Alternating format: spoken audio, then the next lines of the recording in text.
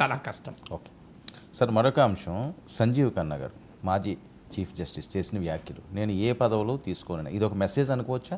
ఇదే మెసేజ్ కావడమే కాదు, ఒక ఆదర్శం కూడా. ఎందుకంటే పోస్ట్ రిటైర్మెంట్ పొజిషన్స్ పోస్టులు అనేది న్యాయ వ్యవస్థ పైన అనుమానాలకు ప్రశ్నలకు కారణమయ్యాయి. చీఫ్ జస్టిస్గా రిటైర్ అయ్యాడు రంజన్ గగోయ్, నెక్స్ట్ డే రాజ్యసభ సభ్యుడయ్యాడు. రాజ్యసభకు పోయింది లేదు, ఉపన్యాసం ఇచ్చింది లేదు.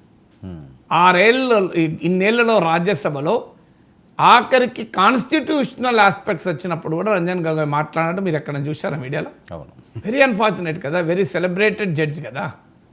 చీఫ్ జస్టిస్గా పనిచేసి ఎన్నడూ ఒక్కరోజు మాట్లాడినప్పుడు ఎందుకు వెళ్ళాలి రాజ్యసభకు?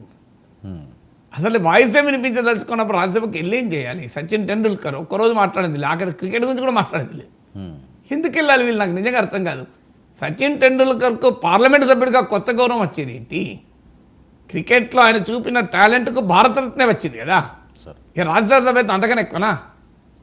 సో మీకు ఆ పదవులు ఒక జీవితంలో ఒక హోదా వచ్చేంత వరకే పదవులు చాలా గొప్పగా అనిపిస్తాయి. జీవితంలో హోదా వచ్చాక పదవులు గొప్పగా అనిపించవు. అవును. మీకు ఎందుకంటే ఇట్స్ స్మాల్ థింగ్. ఇప్పుడు నేను 20 ఏళ్ల క్రితం 30 ఏళ్ళ క్రితం నాకు వైస్ ఛాన్సలర్ పదవి ఇస్తా అంటే నేను చాలా ఉప్పొంగిపోయేవాడిని కావచ్చు. కానీ నాకు వైస్ ఛాన్సలర్ పదవి తర్వాత ఇస్తానంటే కూడా నేను కేర్ కూడా చేయలే. ఎందుకు? నాకు 2 సార్లు ప్రజలు ఇండిపెండెంట్గా ఎమ్మెల్సీగా గెలిపించి తెలుగు సమాజంలో ఒక స్ట్రాంగ్ వాయిస్గా నేనున్నప్పుడు నాకు అంతకన్నా గౌరవం ఇంకేం కావాలి? నాకు ఇంతకన్నా గౌరవం ఏం కావాలి? నాకు ఏ పదవి ఇంతకన్నా ఎక్కువ గౌరవాన్ని ఇస్తుంది అని, అందువల్ల ఈ గౌరవాన్ని తగ్గించుకోవాల్సిన అవసరం నాకు లేదు కదా అనిపించింది నాలాంటి వానికి. సుప్రీంకోర్టు చీఫ్ జస్టిస్గా పనిచేసినాక రాజ్యసభ సభ్యత్వం ఎంత చిన్నదండి.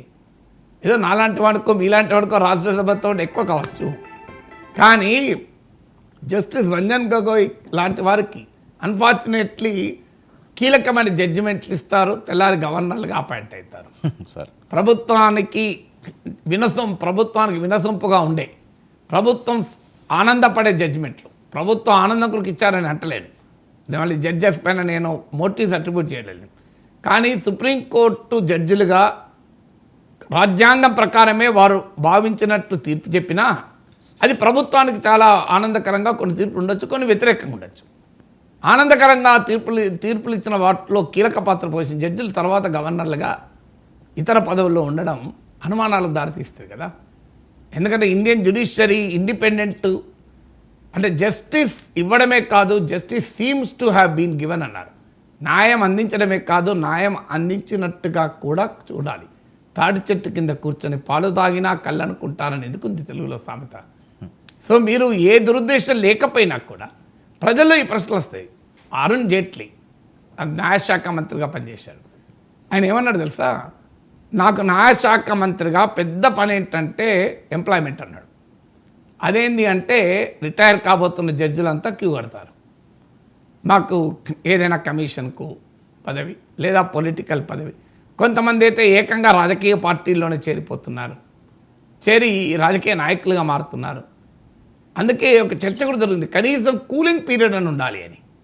కూలింగ్ పీరియడ్ అంటే ఒక 5 ఏళ్ళు, రిటైర్ అయ్యాక 5 ఏళ్ళ దాకా ఏ పదవి తీసుకోకూడదు, ఏ పార్టీలో చేరకూడదు. ఈ రకంగా ఉన్నప్పుడు ఏమవుతుంది అంటే కనీసం ఈ క్విడ్ ప్రోకో ఇచ్చుకో పుచ్చుకో ధోరణి ఉంది అని ప్రజలకు అనుమానం కలగదు.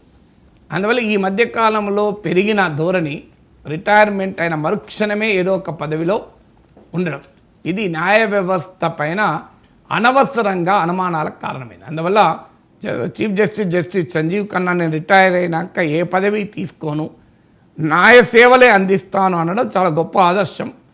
అది ఆదర్శమే కాదు, అదొక రూల్గా కూడా మారాలి.